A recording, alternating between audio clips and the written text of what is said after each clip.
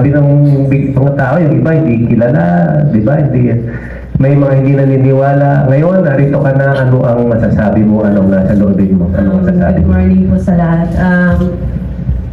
Before po kasi nag-qualify, last year din po marami din pong pinagdaanan. Tapos self-doubt din po kasi halos injury, lalo na po nung Asian Games. Before po ng Asian Games pa, nung sa last year, January pa lang, may injury na. Tapos nung World Championship ako, injury hanggang umatras po ako ng SEA Games. Tapos madami pa akong na-miss na competition. Siyempre, siguro dahil sa mga nangyari yun, ito yung binigay sa akin. So, ayun po, hindi po madali yung proseso po, tapos ang dami nga pong self-doubt. Pero may mga tao pong naniniwala sa akin behind po, lalo na po yung sa coaches ko, sa teammates, sa Aba family ko. And then, ayun nga po, look back lang po kung para saan po lahat ng ginagawa ko at kung bakit nagtagal po ako sa team. Yun po yung nagbigay po sa akin ulit ng boost na para po makapag-qualify po sa Olympic.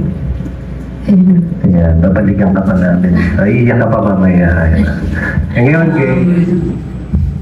Ayun po, sa pressure po, hindi naman po ganun. Kasi nag-stay po muna ako sa present tsaka focus po sa training.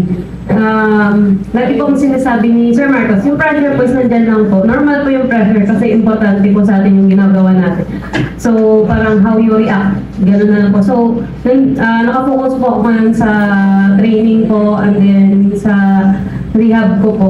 And then sa family ko po, all-out support naman po, lalo po yung mga kababayan ko. And lalo na po kay sa mayor po namin, kay Mayor Alfred Juan, sa governor po namin, kay Governor Ikot Pipila po. All-out support naman po, may naman po sila sa akin. Tapos, ayun, nagpapasalamat po ako sa lahat mo ng sumusuporta na mga kababayan ko po, sa lahat po ng Taclobanon.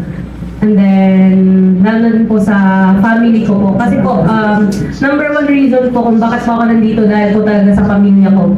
Ayun. Ano?